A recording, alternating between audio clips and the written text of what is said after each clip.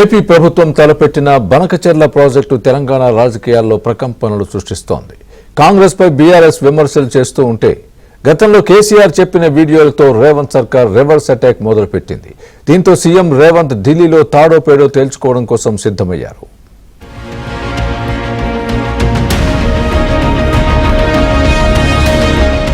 AP ప్రభుత్వం ప్రతిపాదనలు సిద్ధం చేసిన ప్రాజెక్టు తెలంగాణలో పొలిటికల్ హీట్ ని రాజేసింది. ఈ ప్రాజెక్టుపై అధికార ప్రతిపక్షాల మధ్య మాటల తూటాలు పేలుతున్నాయి. మరోసారి తెలంగాణలో నీళ్ల సెంటిమెంట్ ని రగిలించేలా బీఆర్ఎస్ స్కెచ్ వేసింది. బనకచెర్ల వల్ల తెలంగాణ హక్కులకు భంగం కలుగుతుందని, దాన్ని అడ్డుకోవడంలో రేవంత్ ప్రభుత్వం విఫలమైందని మాజీ మంత్రి హరీష్ రావు విమర్శల దాడి మొదలుపెట్టారు.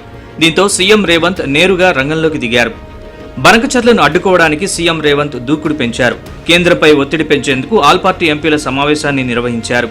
సమావేశంలో బనకచెర్ల వల్ల జరిగే నష్టాన్ని అన్ని పార్టీలకు వివరించడంతో పాటు కేంద్రంపై ఒత్తిడికి ఐక్య కార్యాచరణకు శ్రీకారం చుట్టారు. ఏపీ తలపెట్టిన బనకచెర్ల ప్రాజెక్టుకు ఎప్పుడు పునాది పడింది, దానికి కేసీఆర్ చేసిన సహకారాన్ని బయటపెట్టారు. రాయలసీమను రత్నాల సీమగా చేసేందుకు గోదావరి జలాల తరలింపునకు సహకరిస్తామని అప్పట్లో చెప్పిన మాటల్ని అఖిలపక్ష ఎంపీలతో పాటు ప్రజలకు వివరించే ప్రయత్నం చేశారు.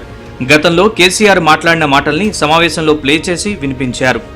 సమర్థుడైన యువకుడు ఆంధ్రప్రదేశ్ ముఖ్యమంత్రిగా జగన్మోహన్ రెడ్డి గారు ఉన్నారు. నేను పెద్దనగా పూర్తిగా సహకరిస్తానని చంద్రశేఖరరావు గారు చెప్పిండ్రు.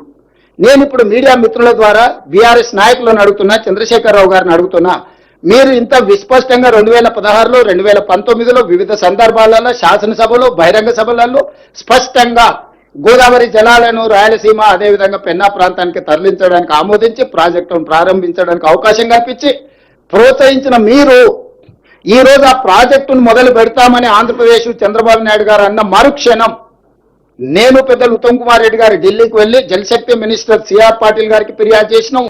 తెలంగాణ జలవనరుల శాఖ మంత్రి ఉత్తమ్ కుమార్ రెడ్డితో కలిసి సీఎం రేవంత్ ఢిల్లీకి వెళ్లారు. కేంద్ర మంత్రి సిఆర్ పాటిల్ కు బనకచెర్ల ప్రాజెక్టుపై అభ్యంతరాలు తెలిపారు. బనకచెర్లపై ఏపీ ప్రతిపాదనలు తిరస్కరించాలని డిమాండ్ చేశారు. ఎట్టి పరిస్థితుల్లో అనుమతులు ఇవ్వద్దని సీఎం రేవంత్ కేంద్ర మంత్రిని కోరారు. బనకచెర్ల ప్రాజెక్టు విభజన చట్టానికి వ్యతిరేకంగా ఉందన్నారు మంత్రి ఉత్తమ్ కుమార్ రెడ్డి. పూర్తి డీపీఆర్ రాలేదని కేంద్ర మంత్రి చెప్పారని తెలిపారు. కృష్ణా గోదావరి జలాల్లో 1500 టీఎంసీలకు ఎల్ఓసీ ఇవ్వాలని, అలా అయితే తెలంగాణకు ఎలాంటి అభ్యంతరం లేదన్నారు. తెలంగాణకు అన్యాయం చేయబోమని కేంద్రం హామీ ఇచ్చిందని ఉత్తమ్ స్పష్టం చేశారు. మరి సిఆర్ పాటిల్ గారు మాకు అన్ని విధాలుగా హామీ ఇవ్వడం జరిగింది. తప్పనిసరిగా తెలంగాణకి ఏ విధంగా అన్యాయం చేయము, మేము తెలంగాణ ఇంట్రెస్ట్ అన్ని విషయాల్లో కూడా మేము will keep it in mind. And వారు అతి త్వరలో ఇద్దరి ముఖ్యమంత్రుల సమావేశం కూడా ఏర్పాటు చేసి అన్ని విషయాలు చర్చిస్తారని చెప్పి కూడా హామీ ఇవ్వడం జరిగింది. ఇక సీఎం రేవంత్ పై మాజీ మంత్రి హరీష్ రావు విమర్శలు గుప్పించారు.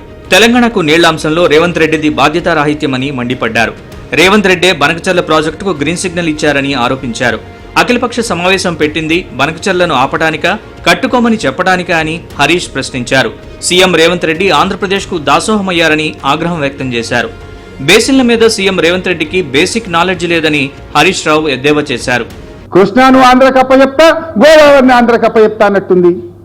కేసీఆర్ ఏమో గోదావరిలో 968కి ఇంకా 1950 రావాలని కేసీఆర్ కొట్లాడిండు.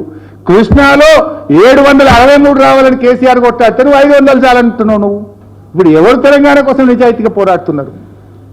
ఎవరు చంద్రబాబు అడుగులకు మడుగులు వస్తున్నారు? ఎవరు ఆంధ్రప్రదేశ్కు దాసోహం అంటున్నారు? ఎవరు బానిస బతుకులు బతుకుతున్నారు చెప్పాలి. ఇప్పుడు బనకచెర్లపై తెలంగాణ ప్రభుత్వ వాదనను ఢిల్లీలో బలపరిచేలా ఎంపీలపై రేవంత్ సర్కార్ బాధ్యత పెట్టింది. అపెక్స్ కౌన్సిల్ డిమాండ్తో ఏపీతో నేరుగా డి అంటే డి అన్న సంకేతాలిచ్చింది.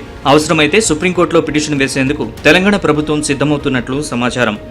మరి ప్రభుత్వం చేస్తున్న పోరాటం ఎంత మేర విజయవంతం అవుతుందో వేచి చూడాల్సిందే.